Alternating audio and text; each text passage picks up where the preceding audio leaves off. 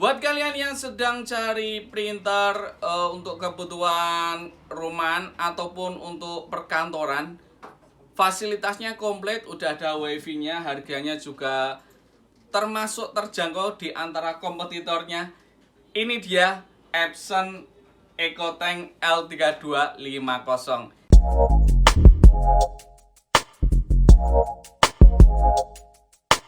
Di video kali ini kalian akan mendapatkan tutorial ya, bagaimana caranya men-setup printer EcoTank L3250 ini, dari install drivernya sampai nanti cara mengoneksikan wifi-nya, baik untuk laptop maupun untuk HP. Oke, simak terus videonya. Mengapa saya rekomendasikan printer ini? Karena printer ini selain dia itu fiturnya komplit, ini saya bahas untuk fiturnya terlebih dahulu, teman-teman. Untuk printnya dia bisa ngeprint A4. Untuk scan kopinya dia bisa A4 juga. Dan ini udah ada fitur wifi-nya. Kemudian reader paper inputnya itu dari atas. Dan ada aplikasi Epson Connect. Nanti kita coba praktekkan yang ini. Untuk kemudian untuk kapasitas pengprintannya, untuk yang black dia bisa 4500 halaman. Kemudian yang color dia bisa 7500 halaman. Oke. Kemudian kita lanjut untuk spesifikasinya, guys. Untuk spesifikasinya, aduh, tripodnya. Cung.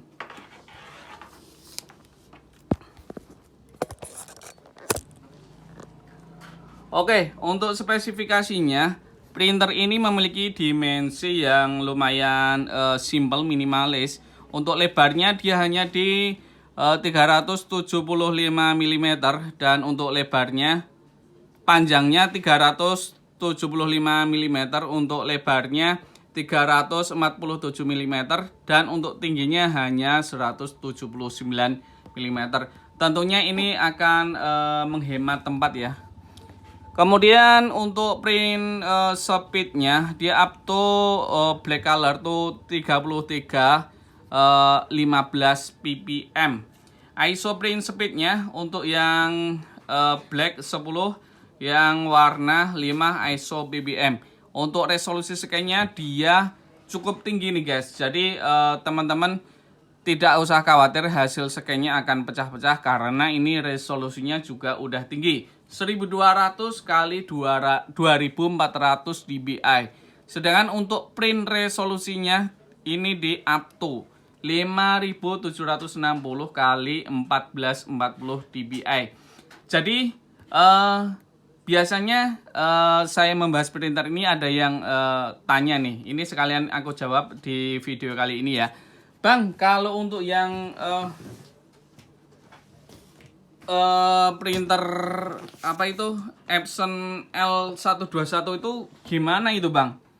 Ini kalau yang ini hanya untuk kebanyakan untuk kebutuhan dokumen aja, guys. Jadi perlu diperhatikan ya. Perlu diperhatikan. Karena apa? Ini kebetulan saya juga lagi membahas untuk resolusinya. Ya.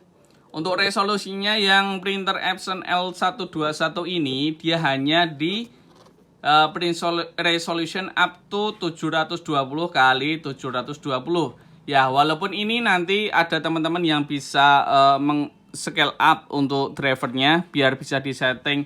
Kalau untuk settingan foto itu bisa diatur untuk matte ataupun glossy, tapi hasilnya tetap sama aja karena default resolusinya tuh hanya di 720 kali 720 dpi gitu, guys. Oke. Sedangkan untuk printer ini jelas untuk cetak foto itu hasilnya bagus banget karena dia emang print resolusinya up to 5760 kali 1440 dpi. Ini untuk sistem operasinya dia memakai kok memakai. Dia itu support dari Windows Vista, Windows 7, Windows XP pun ini masih support. Mac OS minimal 10.68 juga nggak minimal sih. Ini Mac OS rata-rata support ya. Bisa kalian coba sendiri. Terus untuk Windows terbaru Windows 11 itu juga support karena di websitenya itu udah ada yang untuk Windows 11. Cuman di sini mungkin belum tertera. Oke, untuk konektivitasnya ini udah WiFi 4 guys. Udah WiFi 4 jadinya cepat. Dan ini udah 802.1 BG ya. WiFi direct ya. Ini sistemnya itu WiFi direct teman-teman. Jadi kalian bisa menghubungkan printer ini dari HP langsung ke printer. Jadi direct pun ini bisa. Terus ini untuk kecepatan USB-nya juga udah mendukung high speed USB. Ada konektor USB-nya jika kalian menghubungkan printer ini dengan port USB. Nah, di dalam box-nya juga terdapat beberapa macam dokumen ya. Nah, ini adalah selalu cek keaslian Epson consumable. Hati-hati barang palsu. Ini ada fitur scan-nya. Jadi untuk kalian yang pengen menggunakan apa itu tinta genuine daripada Epson, bisa menggunakan aplikasi untuk memastikan bahwa tinta yang kalian beli itu benar-benar genuine dari Epson gitu guys. Ini kemudian ini adalah selamat datang di My Epson. Ini adalah cara mudah registrasi garansi Anda. Nah, ini adalah scan barcode untuk kalian melakukan komplain garansi ke service center. Kemudian ini untuk warranty termnya, syarat kondisi ini penting jangan sampai hilang. Dan ini alamat daripada alamat service center Epson gitu. Dan ini adalah CD-nya karena ini hanya sama dengan yang ada di web, jadi ini jarang dipakai guys. Kemudian ini adalah buku petunjuk. Jadi sebelum kalian melakukan setup printer ini, mohon terlebih dahulu untuk membaca petunjuk penggunaan karena agar tidak sampai agar tidak salah dalam melakukan setup awal pada printer ini. Nah, ini komplit sekali. Aduh, maaf ya. Ini karena kita itu reviewnya baru ala kadarnya. Ala kadarnya teman-teman. Tapi semoga ini bermanfaat membantu teman-teman yang baru beli printer, bingung cara setupnya gimana, mungkin belinya online dan sebagainya, dan semoga terbantu dengan video ini. Oke, jika kalian membeli unit baru ya L3250 yang bagian sini, ini adalah tempat untuk pengisian tinta. Jadi teman-teman bisa mengisikan tintanya, tinta Epson-nya itu di bagian sini.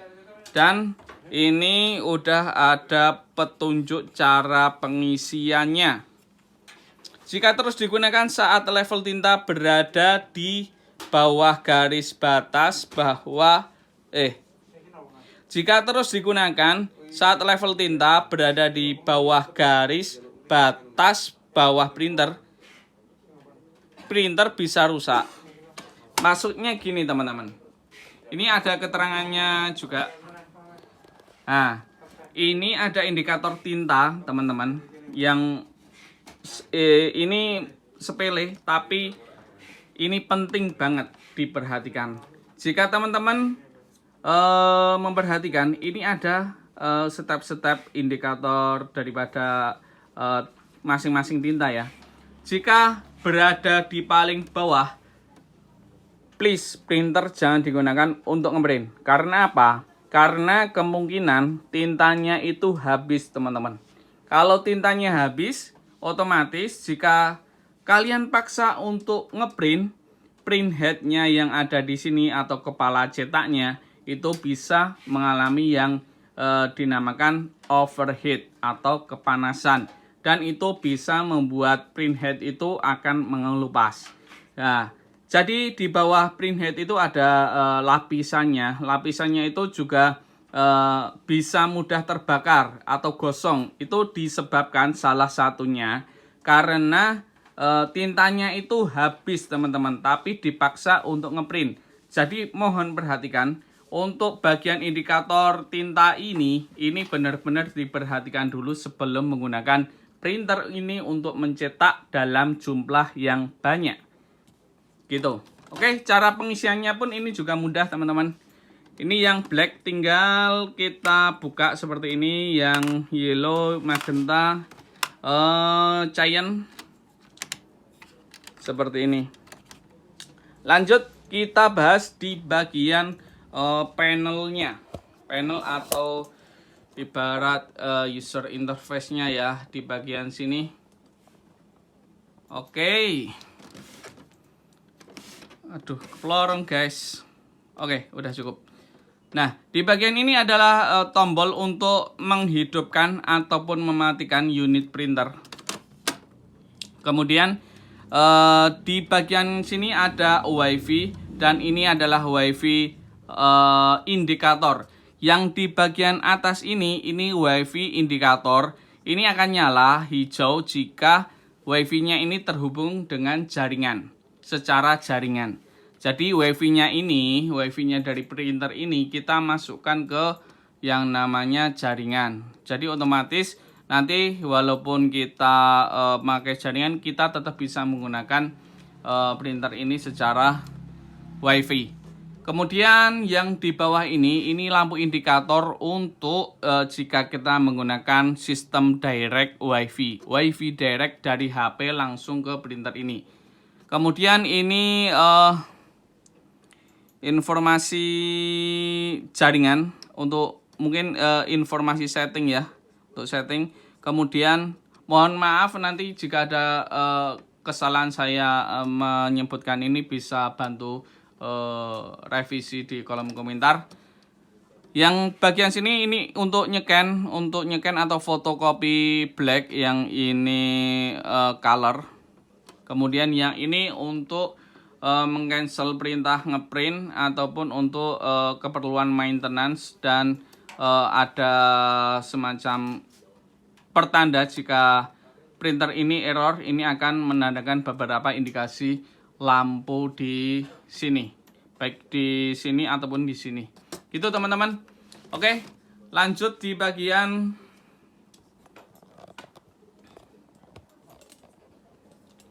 kita lanjut di bagian sini. Ya. Ini yang namanya flatbed. Ya, ini namanya flatbed atau scanner kaca. Ya, scanner kaca ini untuk biasanya untuk scan dokumen-dokumen. Tapi ini hanya ukurannya A4 teman-teman. Jadi kalian juga harus menyesuaikan dengan kebutuhan. Jangan dipaksa untuk men-scan F4, karena ini size-nya emang didesain untuk A4 aja. Oke. Kemudian di bagian belakang. Di bagian belakang ini adalah paper tray-nya. Paper tray-nya itu ada sandarannya. Kalian bisa naik turunkan seperti ini. Oke. Kemudian tinggal kita melakukan adjustment aja, penyesuaian untuk seumpama kita mau nyetak foto dengan A6 atau yang lebih kecil, itu kita bisa menyesuaikan, kita adjustment seperti ini. Jika A4 juga tinggal maksimalkan seperti ini. Terus yang sering kali terjadi teman-teman, ini bisa bisa jadi tutorial perawatan printer ya.